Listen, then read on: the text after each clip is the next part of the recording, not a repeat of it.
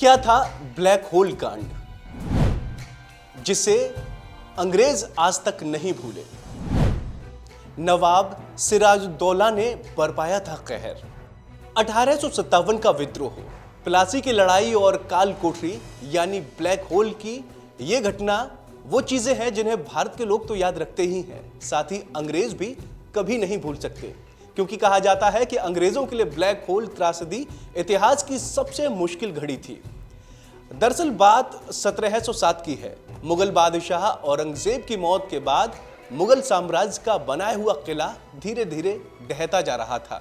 कहा जाता है कि उस समय उसके कई हिस्से हो गए और साथ ही कई लोगों ने उस पर अपना अधिकार भी कर लिया था।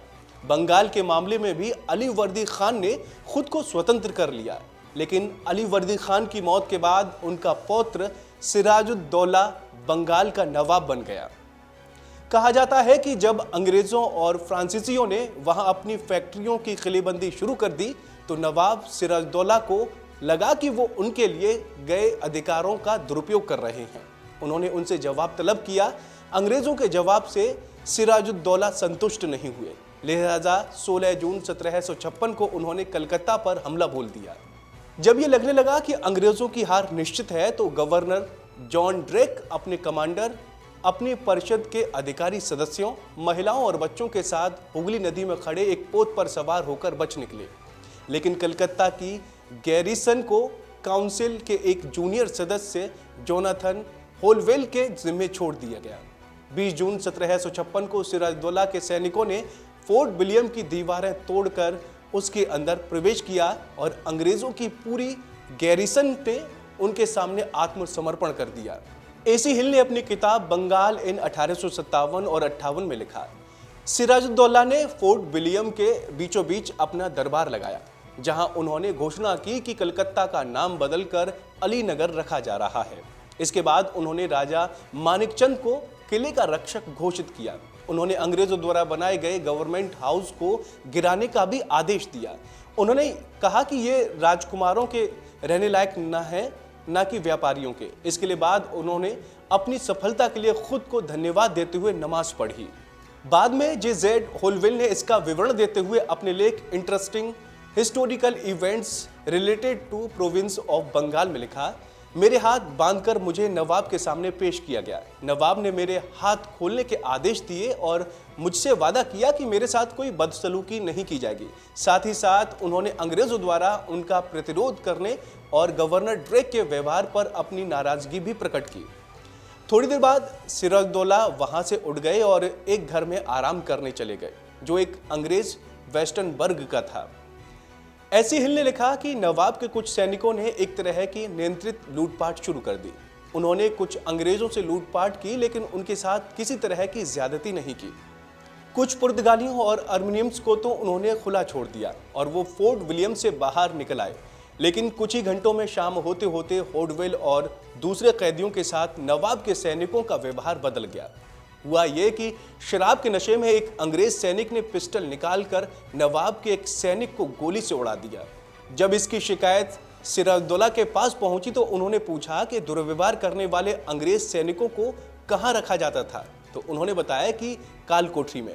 उनके अधिकारियों ने उन्हें सलाह दी कि इतने सारे कैदियों को रात भर खुले में छोड़ना खतरनाक होगा, इसलिए बेहतर होगा कि उन्हें काल कोठरी में रखा दिया जाए। सिराजुद्दौला ने उन्हें ऐसा करने के लिए कहा। कुल 146 अंग्रेजों को बिना उनके पद और लिंग का लिहाज किए बिना एक 18 फीट गुना 14 फीट की कोठरी में ठूस दिया गया, जिसमें सिर्फ 2 छोटी सी खिड़कियां थीं। ये कोठरी सिर्फ 3 या 4 कैदियों को रखने के लिए ही बनाई गई थी। होलवेल ने लिखा कि ये साल की शायद सबसे गर्म और उमस भरी रात थी। ये सारे कैदी 21 जून की सुबह 6 बजे तक बिना खाना पानी और हवा के उस कोठरी में बंद रहे। अंग्रेजों की ये तकलीफ शाम 7 बजे से शुरू होकर अगले दिन सुबह 6 बजे तक जारी रही। एसी हिल के शब्दों में, जिन सैनिकों को इन कैदियों की निगरानी के लिए रखा गया था, उनकी हिम्मत नहीं पड़ी कि वो सो रहे नवाब को जगाकर उनका हाल उन्हें बताते। जब सिराजुद्दौला खुद जागे और उन्हें इन कैदियों का हाल बताया गया तो उन्होंने कोठरी का दरवाजा खोलने का आदेश दिया। जब दरवाजा खोला गया तो 146 कैदियों में से सिर्फ 23 कैदी ही मणासन हालत में जीवित बाहर आए। शवों को पास में एक गहरा गड्ढा खोदकर बिना किसी रस्म के दफना दिया गया। होलवेल ने लिखा कि सिर्फ एक बूढ़े सुरक्षाकर्मी ने उनके प्रति थोड़ी दया दिखाई। मैंने उससे विनयपूर्वक कहा कि वो आधे लोगों को दूसरे कमरों में बंद कर हमारी मुसीबतों को थोड़ा कम कर दें। इस दया के बदले में तुम्हें सुबह 1000 रुपए दूंगा। उसने वादा किया कि वो कोशिश करेगा, लेकिन थोड़ी देर में उसने लौट कर बताया कि ऐसा करना संभव नहीं है। मैंने फिर देने वाली रकम बढ़ाकर 2000 कर दी। वो दूसरी बार गायब हो गया, लेकिन फिर लौटकर उसने कहा कि इसे नवाब के आदेश के बिना पूरा नहीं किया जा सकता और किसी में हिम्मत नहीं है कि वो नवाब को जगा दे। रात 9 बजे जब लोगों को प्यास लगनी शुरू हुई तो हालात और खराब होने लगे। एक बूढ़े सैनिक को उन पर थोड़ी दया आई। वो एक मुश्क में थोड़ा पानी लेकर आया। खिड़की की सलाखों के जरिए उसने पानी अंदर पहुंचाया। हॉलवेल आगे लिखते हैं कि मैं आपको कैसे बताऊं कि मेरे ऊपर क्या गुजर रही थी। कुछ लोगों ने जो दूसरी खिड़की पर खड़े हुए थे, पानी की आस में वो खिड़की छोड़ दी। वो इतनी तेजी से पानी की तरफ भागे कि रास्ते में उन्होंने कई लोगों को कुचल दिया। मैंने देखा कि थोड़े से पानी पीने के उनको सुकून देने के बजाय उनकी प्यास बढ़ा दी थी। हर तरफ हवा हवा की आवाज गूंज रही थी। फिर उन लोगों ने ये सोचकर सैनिकों को भला बुरा कहना भड़काना शुरू कर दिया कि वो लोग गुस्से में उन पर गोलियां चलाकर उनकी दुर्गति को हमेशा के लिए खत्म कर देंगे। लेकिन 11:30 बजते बजते उनकी सारी ताकत खत्म हो चुकी थी। गर्मी से उनका दम घुट रहा था और वो एक दूसरे पर दम तोड़ने लग रहे थे। हालांकि इस बात पर बहुत विवाद हुआ है। ब्लैक होल त्रासदी एक वास्तविकता थी या मिथक, ये कुछ इतिहासकारों द्वारा बनाया जाता है कि तथाकथित ब्लैक होल त्रासदी कभी नहीं हुई।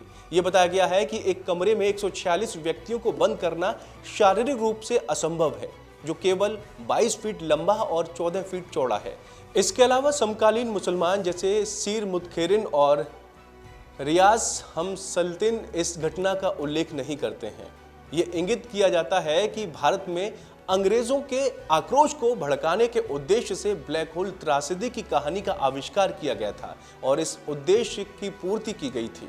होलवेग एकमात्र व्यक्ति हैं जो इस त्रासदी का उल्लेख करता है और वो शायद ही विश्वसनीय है। शायद उन्होंने प्रचार पाने के उद्देश्य से ऐसा किया हो।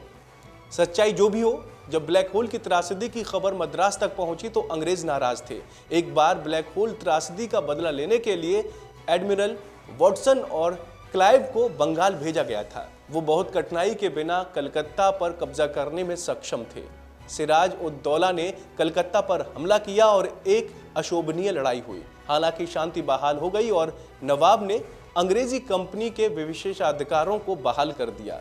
पत्र में कलकत्ता को मजबूत करने की भी अनुमति थी। तो दोस्तों, उम्मीद है आपको हमारी ये जानकारी पसंद आई होगी। ऐसी ही तमाम अपडेट्स के लिए आप देखते रहिए वन इंडिया।